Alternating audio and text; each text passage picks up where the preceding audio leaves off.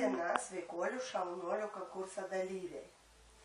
Aš esu Joniškio rajono Kriukų pagrindinės mokyklos 6 klasės mokinių auklėtoja. Šiandieną mes pagaminsime šventinės baklažanų vėduoklės. Mums reikės baklažanų, kieto sūrio, pomidorų,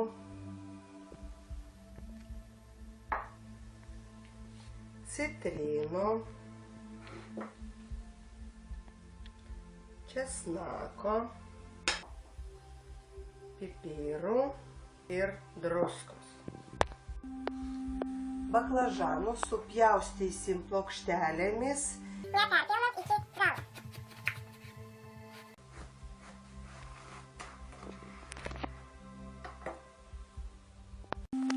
Dabar supjaustysim sūrį plonais gabaliukais.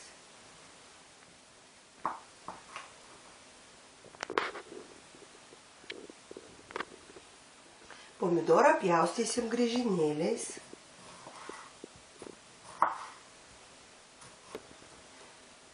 Baklažaną plokštelės ištrinsime druską ir pipirų.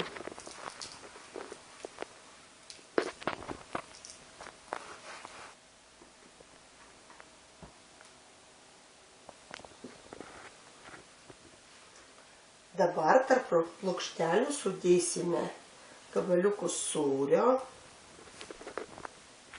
ir pomidorą griežinėlius. Dabar baklažanus sudėsim į kiekvieną formą praskleidę vėduoklę. Dabar likusį sūrį reikia sutarkuoti. Ant pomidorų užpilsime karštą vandenį, kad galėtum juos gerai nulupti. Pomidorus supjaustame mažais kubeliais.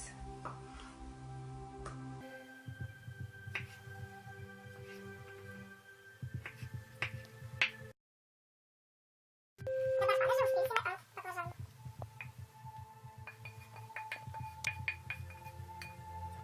Po 25 minučių ištraukėme iš orkaitės. Apibarstome Tarkuotų sūrių.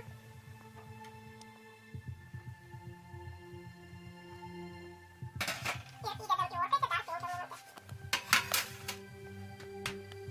Imame iš orkaitės.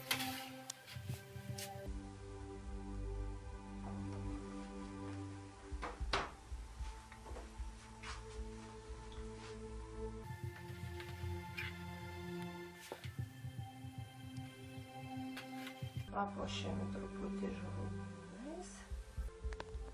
Tai taip atrodo šventinė baklažanų vėduoklė. Metu jums iššūkį.